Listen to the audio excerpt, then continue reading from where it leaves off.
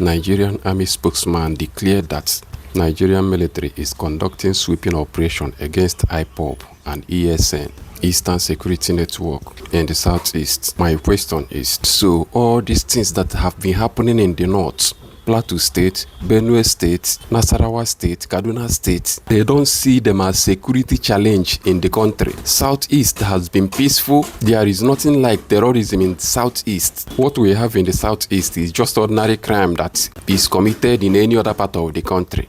But before we continue, let's just hear what Army spokesman said. Troops of Operation Udoka targeted criminal elements of the proscribed indigenous people of Biafra and its armed wing, the Eastern Security Network, sustaining clearance and anti-criminality operations across Abia, Anambra, Cross River, Ebonyi, Enugu, and Imo states. The major issue here is that the energy they deployed to Southeast to fight IPOB and the other issue related to Biafra, you will not see them taking the same measure to fight Boko Haram, bandits, and all the terrorists disturbing peace in northern Nigeria. When it comes to anything that is related to Southeast, Nigerian military and government will deploy all their military might, their power, to crush and subdue the region. But when it happens in the north, they will treat them with kid glove. Just watch this video to see how they are pampering Boko Haram in the north. People that have taken the lives of millions of innocent Nigerians. And you are telling me that this country is one? What you are about to watch now is very, very shameful. Look at what they are saying about Operation Safe Corridor. We must give them window to repent. They must give Boko Haram terrorists window to repent. Chief Defense Staff, even making reference to Bible. Just watch the video. Talking about Operation Safe Corridor. So many people have asked that question, why do we need to rehabilitate criminals? They all should be killed. Because they kill people. Well, that may make sense. But even in the Bible, we heard about the prodigal son. If there was not that window for the man to come back, would they have come back? So the point is that these are Nigerians, mostly. And it's important for us to give them that window to repent if they want to, rather than pushing them to the extreme to say, okay, it's either we kill you or you continue with the adventure. I think it's important for us to make people understand, especially in the National Assembly, because as we speak now, everything about safe corridor is being driven by defense headquarters. And there's no part of the budget that says, okay, you should run Operation Safe Corridor. So, Honorable there, I'm only speaking to you to understand the importance of Safe Corridor, and that at some point we may come calling for your support. Did you hear that? You give terrorists, people that have taken millions of lives of Nigerians, chance to repent. Many people they displaced are still in IDP camps. But when it comes to Southeast, you will crush and burn people's houses. Unalive the lives of youths in the name of fighting IPOB and ESN. Mounting roadblocks everywhere. If you go to Southeast, you will think that they are fighting war. From here to here, military checking points. From here to here, military checking points. In fact, and you say that we are one Nigeria. Imagine the level of terrorism, the level of massacre, the level of unaliving of innocent people going on in the north. And they are deploying military to Southeast to carry out operation against IPOB and ESN. Tell me, is there any problem in the Southeast? Is there anything now going on in the Southeast that is disturbing the country?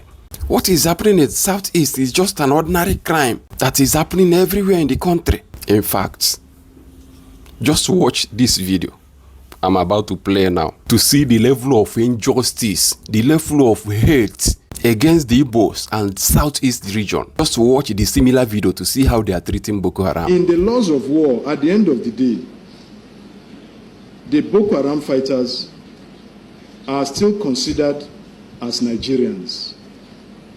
They may have erred, and they will definitely account for whatever they have done.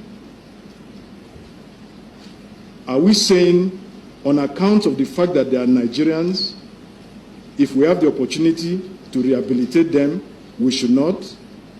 And I think that is what went into the thinking of the defense secretaries some years ago, which was also bought by the federal government and the Borno state government to arrive at the issue of the Borno model.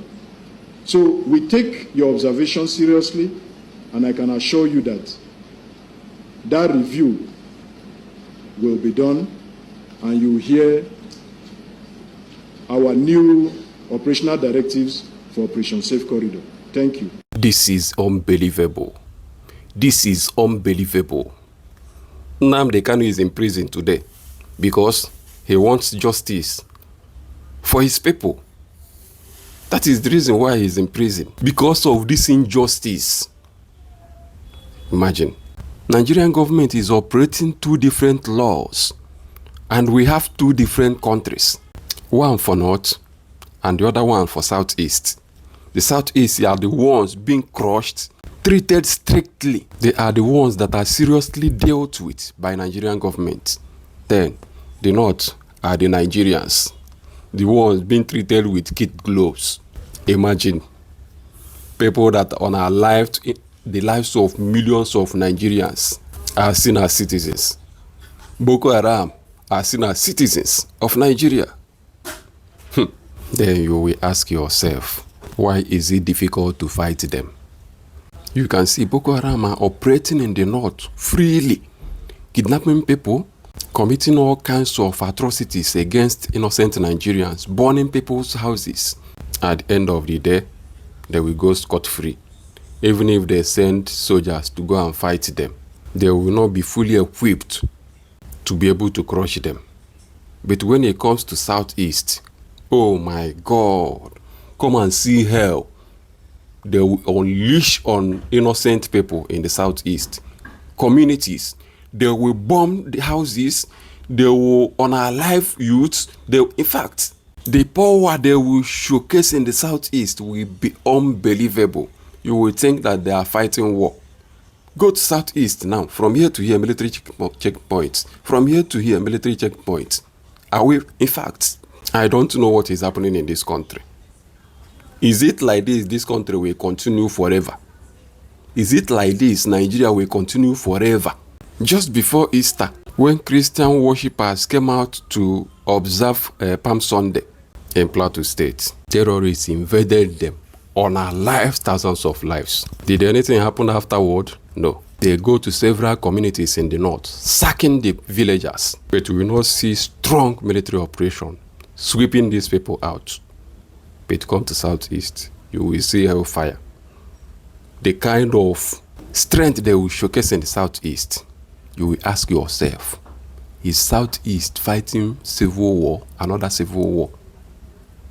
In fact,